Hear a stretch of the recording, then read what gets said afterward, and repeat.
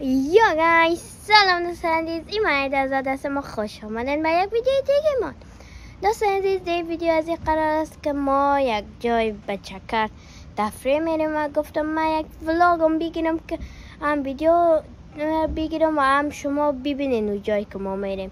پس تا آخر ویدیو همراه ما باشین، ویدیو ما لایک و چینل ما را سابسکرایب کنین، بزنین که بریم. Let's go.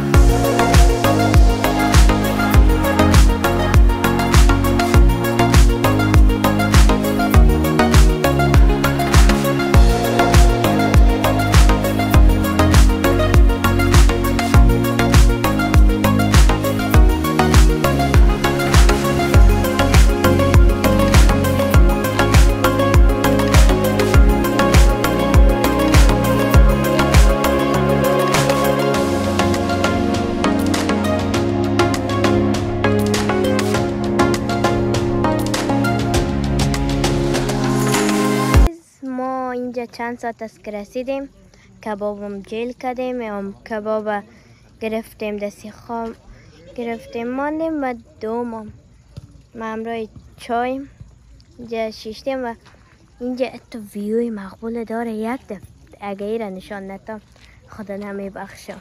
ما تنها اینجا را ببینیم چی جنگله، چی جنگل است اینجا. من اگر آمی بود میخواستم برم دیگه، اما نمیشه. اینجا میدان والیبال است و اونجا جای فوتبال. دوستان اینجا رو ببینید، خیلی عالی است ویوش. و بعد از اینا من اینجا استاد هستم و از والیبال دوستام و از افغانا رو میبینم با یک گلاس چای.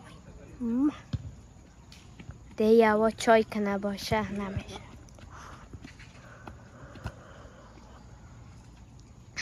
خیلی مزه داد.